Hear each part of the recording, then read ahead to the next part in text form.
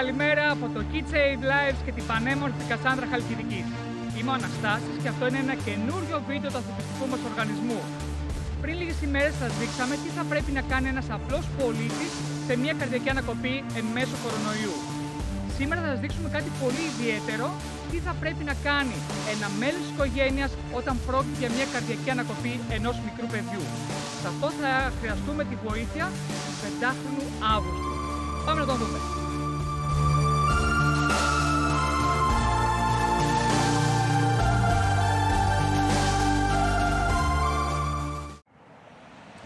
Ξανά γεια σας από τα παιδιά που σώζουν ζωές. Εγώ είμαι ο Αναστάσης και αυτό είναι ένα βίντεο που θα συζητήσουμε πώς αντιμετωπίζει την καρδιακή ανακοπή ενός μικρού παιδιού κάτω των 8, 7, 6 ετών από ένα μέλος της οικογένειας που διαμένει στο ίδιο σπίτι με το μικρό θύμα.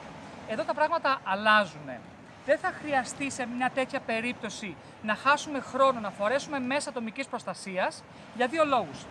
Πρώτα απ' όλα, εφόσον ζούμε στο ίδιο σπίτι, μπαμπάς και παιδί, μαμά και παιδί, πιθανώς αν ήταν φορέας το παιδί του COVID-19 να είμαι και εγώ. Και δεύτερον, σε αυτή την περίπτωση που είμαι γονιός, δεν θα θεωρήσω τη δική μου ασφάλεια ανώτερη από το να επιβιώσει το παιδί μου. Άρα, σε αυτή την περίπτωση, μας λέει το Ευρωπαϊκό Συμβούλιο Αναζωογόνησης ότι θα πρέπει να ακολουθήσουμε τις οδηγίες του 2015. Σε περίπτωση λοιπόν που ένα παιδί καταρρεύσει μέσα στο σπίτι, εγώ που είμαι ο γονιός και ζω μέσα στο σπίτι το ίδιο, θα πάω κοντά με ασφάλεια, θα βάλω τα γόνατά μου κοντά στους ώμους του θύματος, θα τα κουνήσω ελαφρά να δω αν αντιδράει, ρωτώντας «Είσαι καλά, είσαι καλά». Αν δεν αντιδράσει, θα πρέπει να ελέγξω αν αναπνέει. Μπορούμε πάλι, εφόσον είμαστε στο ίδιο σπίτι και είμαστε μέλη της οικογένειας, να κάνουμε έκρηξη κεφαλής προς τα πίσω και να ελέγξουμε αν το παιδί αναπνέει για 10 δευτερόλεπτα.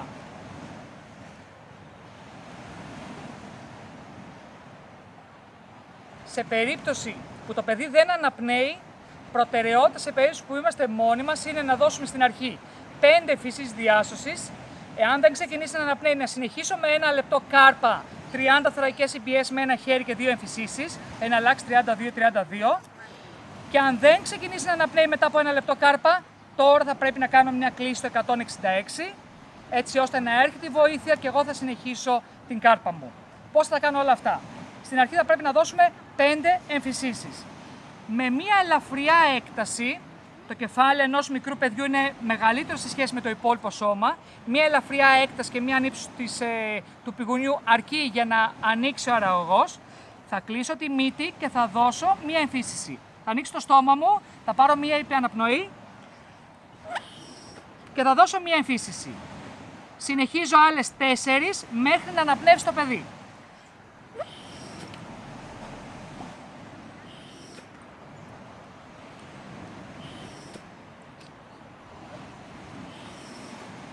Σε περίπτωση που το παιδί δεν ξεκινήσει να αναπνέει, θα πρέπει να κάνω για 1 λεπτό κάρπα.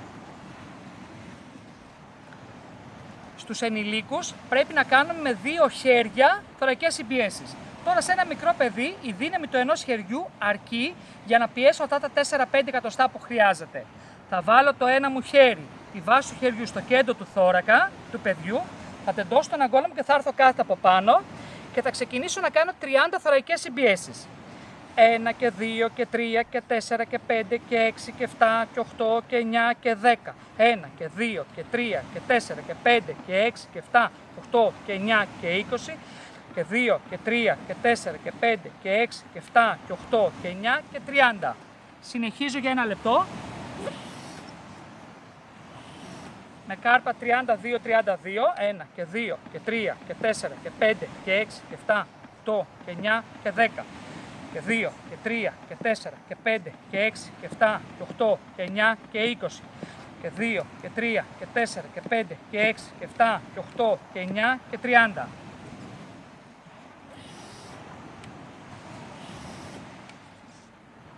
Εάν μέσα σε αυτό το 1 λεπτό κάρπα δεν ξεκινήσει να αναπνέει, τώρα θα πρέπει να αφιερώσω χρόνο να κάνω μια κλήση στο 166 ή το 112 και να τους πούμε ποιος είμαι, πού βρίσκομαι και τι ακριβώς συμβαίνει, ότι ένα 5χρονο παιδί δεν αναπνέει, ότι έχω ξεκινήσει κάρπα.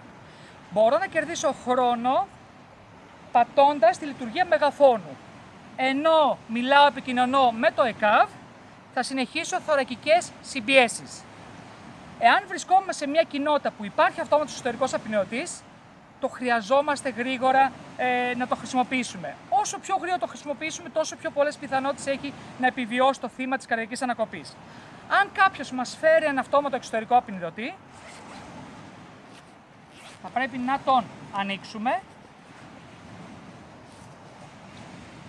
Μπορούμε να αναγνωρίσουμε πού υπάρχει ένας αυτόματος εξωτερικός απεινιδωτής. Αυτό είναι το παγκόσμιο σήμα του απεινιδωτή. Μια καρδιά σε πράσινο πλαίσιο, το σήμα του ηλεκτρισμού, ο κεραυνός στο κέντρο και το σήμα των πρώτων βοηθειών, ο σταυρός πάνω αριστερά. AD είναι τα αρχικά του αυτόματου εξωτερικού απεινιδωτή στα αγγλικά.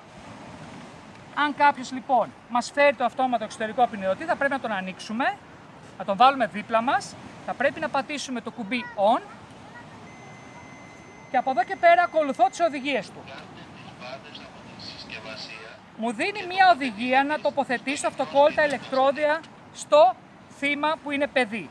Για τα παιδιά υπάρχουν διαφορετικά ηλεκτρόδια που είναι πιο μικρά σε μέγεθος, που όταν θα το κουμπώσω στον αυτόματο εξωτερικό απεινιδωτή, θα αναγνωρίσει ότι πρόκειται για ένα μικρό παιδί και θα χορηγήσει λιγότερο ρεύμα.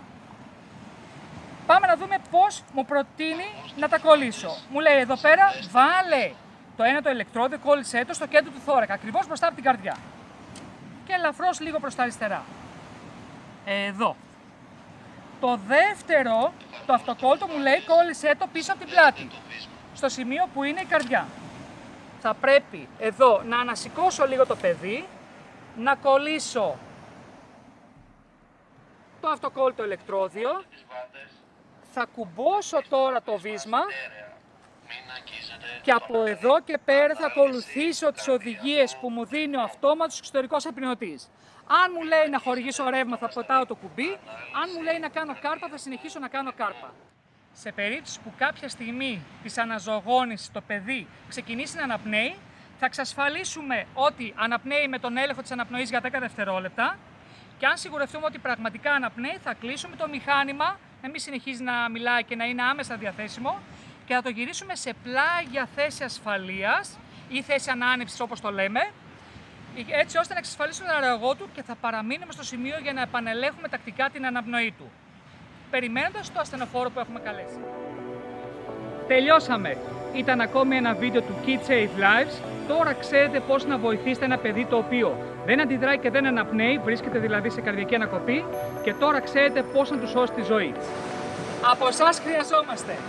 Κάντε μια εγγραφή στο κανάλι, ένα like αν σας άρεσε το βίντεο, μια κοινοποίηση για τους φίλους σας και αφήστε ένα σχόλιο με το επόμενο βίντεο που θα θέλετε να δείτε. Είμαι ο Αναστάσης και πιστεύω ότι 2 μόνο χέρι και βασικές γνώσεις πρωτοβοηθειών αρκούν για να σώσετε μια ζωή. Γεια σας από το Kids Save Lives!